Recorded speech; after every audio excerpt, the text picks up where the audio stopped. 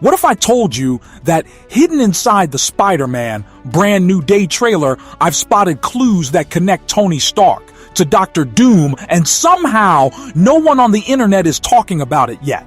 First, I'm going to break down this trailer scene by scene, and then at the end, we'll connect everything and dive into those hidden Tony and Doom hints that completely change what this story might be.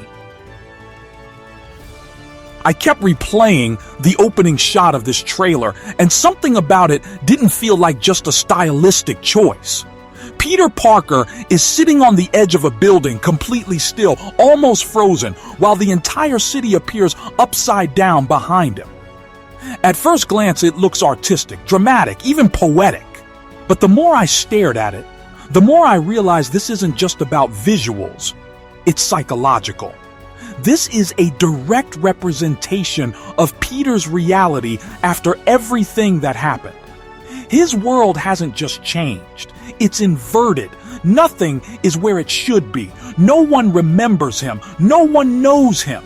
And in that silence, in that loneliness, I think this is the first time Peter is truly alone, not just physically, but existentially.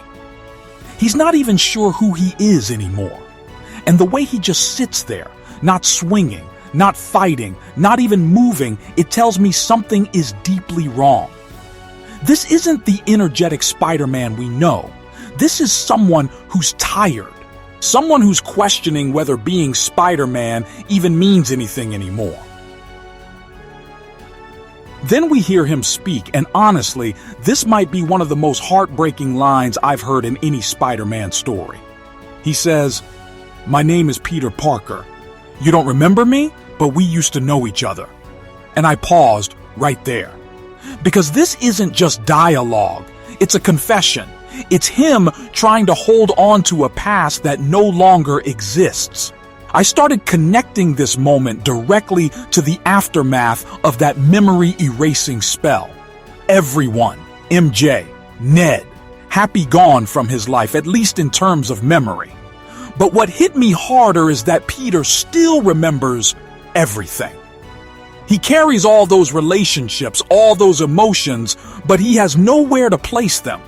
It's like living with ghosts no one else can see. And the way the trailer frames this line, it feels like he's not just talking to the people in his world, he's talking to us, almost like he's begging the audience to remember him, to acknowledge that he was someone important once, that he mattered. And that kind of emotional isolation is something we've never seen explored this deeply before in a Spider-Man story. Right after that, the trailer throws us into something that feels almost cruel. We see this old footage of Spider-Man being awarded the key to the city, crowds cheering, cameras flashing, people celebrating him as a hero. But the moment feels off. Because we know the truth. That version of Spider-Man, the one everyone loved, doesn't exist anymore in their minds. It's like watching a memory that's been erased from reality but still exists in fragments. I think this scene is deliberately placed to contrast who Peter was versus who he is now. Back then he was recognized, appreciated, celebrated. Now, he's invisible. And I think that's where the real tragedy begins to form. Because Peter isn't just fighting villains anymore, he's fighting irrelevance. He's fighting the idea that everything he sacrificed might have meant nothing in the end. And that realization alone can break a person, even someone as resilient as him. And then, the tone shifts suddenly. We get this intense action moment where Spider-Man gets hit by a van and his reaction is almost sarcastic, frustrated. But then we see who's behind the wheel, and that's when everything changes. Frank Castle, the Punisher. I actually had to rewind this part because it's such a massive moment. The way he steps out, calm, unapologetic, completely unfazed. It immediately tells you that this version of the world is expanding. It's getting darker.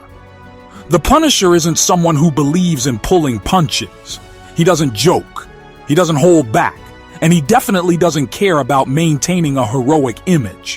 When he tells Peter to stop whining and go home, it feels less like advice and more like judgment. And I think this interaction is going to be crucial, because for the first time, Peter is encountering someone who operates on a completely different moral code. Someone who might see Spider-Man's mercy as weakness. And that kind of ideological clash could push Peter into questioning his own principles.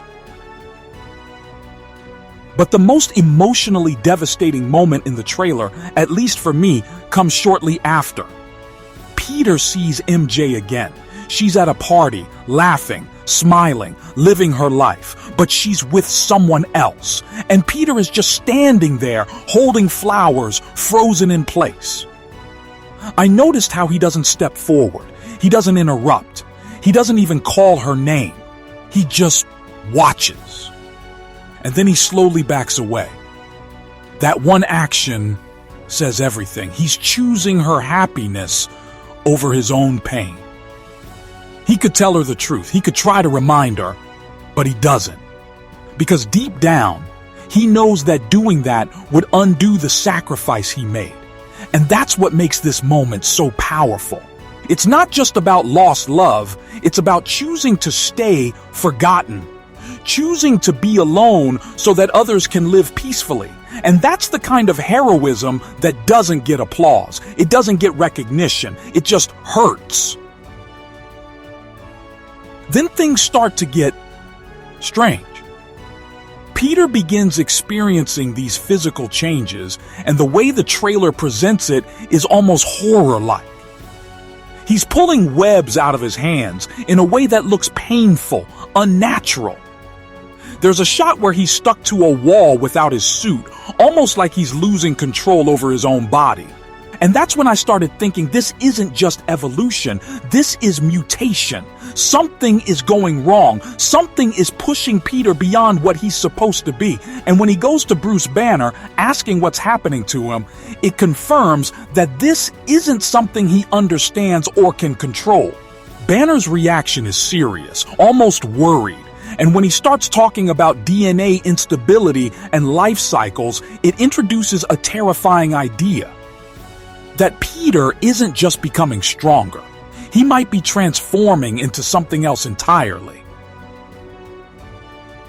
This is where I started forming what I think is the central theory of this entire film. The idea of the man-spider.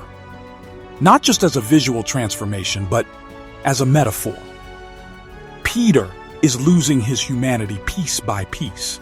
Emotionally, he's already isolated. Socially, he doesn't exist. And now physically, he's changing, becoming more like the thing that gave him his powers in the first place, a spider. And if that transformation continues, what happens to Peter Parker? Does he disappear completely? Or does he fight to hold on to whatever is left of his identity? Banner's warning about vulnerability during transitional phases is key here, because it suggests that Peter is at his weakest, not when he's fully transformed, but when he's in between. And that's exactly where he is right now. Not fully human, not fully something else, just stuck. As the trailer progresses, we get glimpses of larger threats. Rhino appearing in full force, destructive and aggressive. But even that feels secondary compared to what Peter is going through internally. We also see him experimenting with new suits and gadgets, which tells me he's trying to regain control, trying to adapt.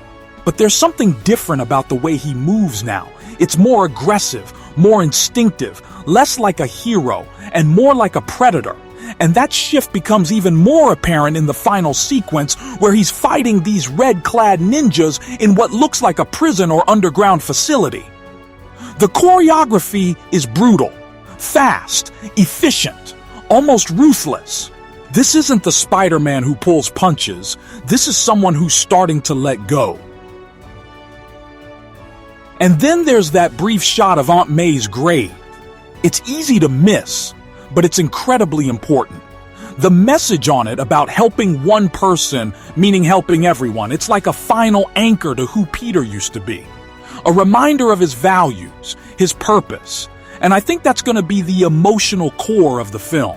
Because while everything else is changing, his body, his world, his relationships, that message remains constant. The question is, will it be enough to bring him back? When I put all these pieces together, what I see isn't just a superhero movie, it's an identity crisis. It's a story about what happens when you strip away everything that defines a person and force them to rebuild from nothing. Peter isn't just starting a new chapter, he's fighting to create one. And the real battle isn't against villains like Rhino or even the darker forces hinted at in the shadows, it's against himself, against the possibility that he might lose what makes him human. One detail I almost missed, but the more I thought about it, the more important it became, is the moment where Peter is inside that advanced glass chamber, assembling or stepping into a new suit. The entire setup instantly reminded me of Stark-level fabrication technology, the kind we've only ever seen associated with Tony's lab. The lighting, the scanning interface, the precision, it doesn't feel homemade at all. And that's when I started connecting a much deeper possibility. Even though the world has forgotten Peter Parker, systems and protocols might not work the same way as human memory. What if Stark Industries still has encrypted data tied to Spider-Man as an entity, not Peter as a person? That opens up a huge theory. Tony Stark was always 10 steps ahead. He built contingencies for everything. So what if, somewhere in that system, there's a hidden protocol, something designed to support Spider-Man specifically, regardless of identity? It would explain how Peter, completely alone and cut off from everyone, still has access to tech far beyond his current situation. In a way, even if Tony is gone and the world has moved on, this could be his silent legacy, still protecting Peter, still guiding him, just in a way no one else can see. Another layer that really stood out to me is Peter turning to Bruce Banner for help, because that choice alone says a lot about where he is right now. Without Tony Stark, there's a massive void in Peter's life, not just emotionally, but intellectually. He's lost the one person who understood both the science and the responsibility behind being a hero. So now, going to Banner feels like a natural step. Almost like he's searching for a replacement mentor, someone who can guide him through this crisis. But here's where it gets interesting. Banner, despite being a genius, deals with a very specific kind of science, radiation, gamma mutations, controlled transformations. Peter's situation feels different, more unstable, almost unnatural. And that gap is important, because if Banner can't fully understand or fix what's happening, then Peter might be forced to look elsewhere. And that's where a darker possibility starts forming. In the comics, when Peter's mutation spirals into the man-spider phase, the solutions often lie in places that aren't exactly heroic advanced, morally questionable science, sometimes even tied to powerful figures like Dr. Doom. So what if this film is quietly setting that up? If Banner reaches his limits, Peter could end up crossing paths with someone who doesn't just understand extreme mutation, but thrives in it, and that kind of encounter wouldn't just solve Peter's problem. It could pull him into a much bigger, far more dangerous world. One of the most subtle but potentially game-changing layers in this trailer comes from the idea of identity itself, especially when you connect it to the title Brand New Day. In the comics, that phrase wasn't just about a fresh start, it was a reset, a redefinition of who Peter Parker is at his core. And in this trailer, I kept noticing how often Peter removes his mask, almost like he's trying to confront himself. There's this underlying question echoing through his actions: who am I now? And that's where things take a really interesting turn. We already know that the multiverse is in play, and there have been strong confirmations that Robert Downey Jr. will return, but not as Tony Stark, as Dr. Doom. Now think about that for a second. Peter, in his most vulnerable state, questioning his identity, could come face to face with someone who looks exactly like his former mentor, but represents the complete opposite in terms of ideology and morality. That's not just shocking, it's psychologically devastating. It would blur the line between comfort and fear, trust and doubt. And suddenly, the mask isn't just something Peter wears, it becomes a symbol of the truth he's trying to hold on to. Because if he can't even trust what he sees, then how does he decide who he's supposed to be?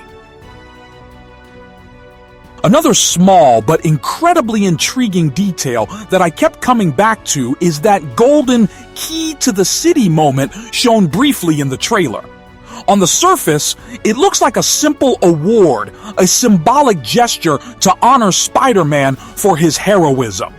But knowing how Marvel likes to layer meaning into even the smallest props, I don't think this is just ceremonial. I started wondering, what if this key isn't just symbolic, but functional? Fans have been speculating that it could actually be tied to something much bigger, like access to a secured location, possibly something connected to Stark Industries or even the old Avengers Tower. And if that tower has indeed changed hands, potentially falling under someone like Dr. Doom in the future, then this key becomes a lot more important. It could represent hidden access, forgotten authorization, or even a backdoor into technology that Peter no longer consciously has control over, which creates a fascinating contradiction. Peter himself has been erased from everyone's memory, yet objects, systems, and physical permissions tied to Spider-Man might still exist. And if that's true, then this key isn't just a reward from the past. It's a gateway to something in the future that Peter hasn't even discovered yet. And if that happens, if Peter fully becomes this man-spider, then the question isn't who will save the city, it's who will save him. If you felt that too, if you caught these details and started connecting the dots like I did, then make sure you like, share, and subscribe. Because this story is just getting started.